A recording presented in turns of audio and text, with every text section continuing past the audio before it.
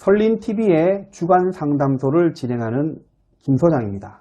여러분 한 주간, 아니 2주간 동안 안녕하셨습니까? 2주 만에 제가 영상을 올리게 되었습니다. 저희 설린에 많은 분들이 문의를 주셨는데요. 그 중에 요즘 이슈가 되고 있는 것이 보이스피싱입니다. 보이스피싱 피해자들이 점점 더 늘어나고 있다고 합니다. 그분 중에 한 분께서 이 돈을 돌려받기 위해서 재판을 받고 있는 보이스피싱의 수거책 재판에서 형사배상명령 신청을 하고 싶은데 해도 되나? 하면 이게 어떤 좋은 점이 있을까요? 라고 질문을 주셨습니다. 형사소송은 피해자들의 금전적인 구제를 해주는 수단이 아닙니다. 그러니까 죄를 지은 사람이 처벌을 받는다고 해서 피해자에게 금전적 회복이 일어나지는 않죠.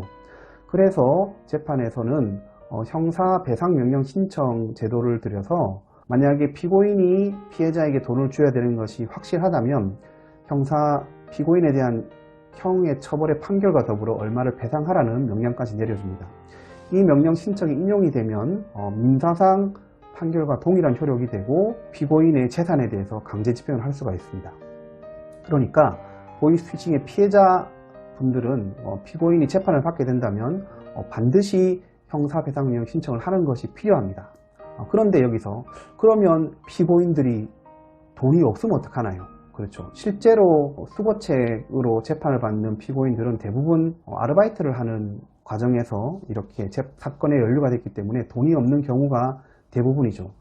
그런데 이분들이 대부분 젊습니다. 그렇기 때문에 나중에 나이가 들어서 재산을 가지게 될 가능성은 매우 높죠.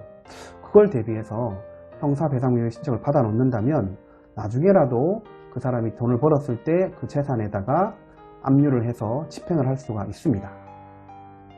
그러니까 보이스피싱의 피해자분들 형사배상명령 신청하시는 거 꼭 잊지 말고 하시기 바랍니다. 최근 공동주택, 대표적인 것이 아파트죠. 입주민들 사이에 분쟁이 아주 많이 일어나고 있습니다. 이웃 사촌이 아니라 이웃 원수들이죠.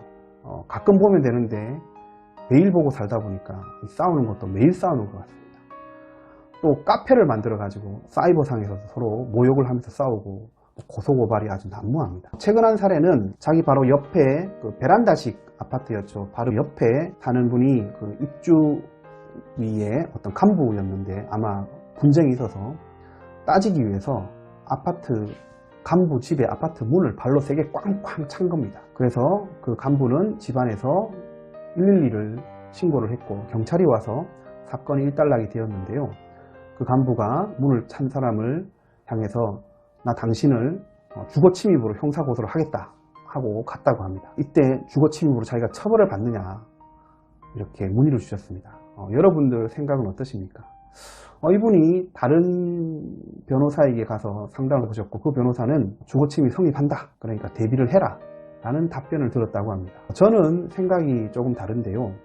물론 주거침입이라는 것이 주거에 있는 사람의 평온을 해하게 되면 주거침입이 됩니다. 그러니까 발을 꽝꽝 차가지고 집안에 있는 사람들이 평온을 해하는 아주 불안한 상태가 되었겠죠. 그러면 주거의 침입에 해당하지 않을까 생각할 수 있으나 아파트 문을 발로 차는 행위가 그 집 안에 들어가려고 하는 행위냐 아니면은 나오라고 하는 행위냐에 따라 달리 봐야 될 것으로 생각합니다. 일반적으로 아파트 문을 꽝꽝 차는 것은 안에 있는 사람하고 나오라는 거죠. 만약에 발을 꽝꽝 차서 그 아파트 문이 찌그러졌거나 부서졌거나 했다면 재물손괴로 우리가 책임을 물을 수 있을 것인데 이 사람이 발로 찬 거 가지고 집안에 들어갈 의사였다라고 보기는 어렵지 않을까요? 그래서 저는 주거침입이 성립하지 않는다고 생각을 합니다. 여러분들 생각은 어떠십니까? 그러나 남의 집 문을 발로 차면 안 되겠죠. 주간 상담소에서는 최근 4회에 걸쳐서 이혼, 그리고 이혼 사유, 그리고 재산 분할의 비율, 그리고 친권과 양육권에 관해서 차근차근 설명을 해드렸습니다. 이제 이혼에 관한 말씀드리는 걸 마치려고 하는데요. 이혼 이후의 삶에 대해서 생각하라는 것입니다. 최근에 기사를 보니까 결혼한 지 5년 이내의 부부들이 이혼하는 것보다 황혼이혼, 결혼한 지 30년이 넘은 부부들이 이혼하는 경우가 훨씬 많아졌다고 합니다.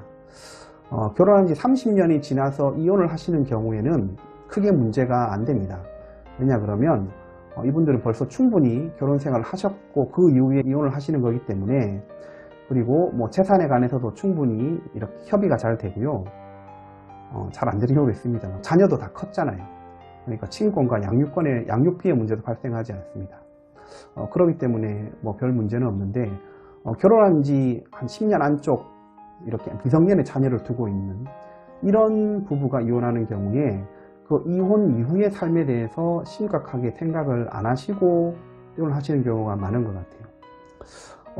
이건 제 얘기는 아니고요. 제가 변호사를 처음 시작했을 때 제 동료 변호사께서 하신 말씀인데, 10년도 전의 일입니다.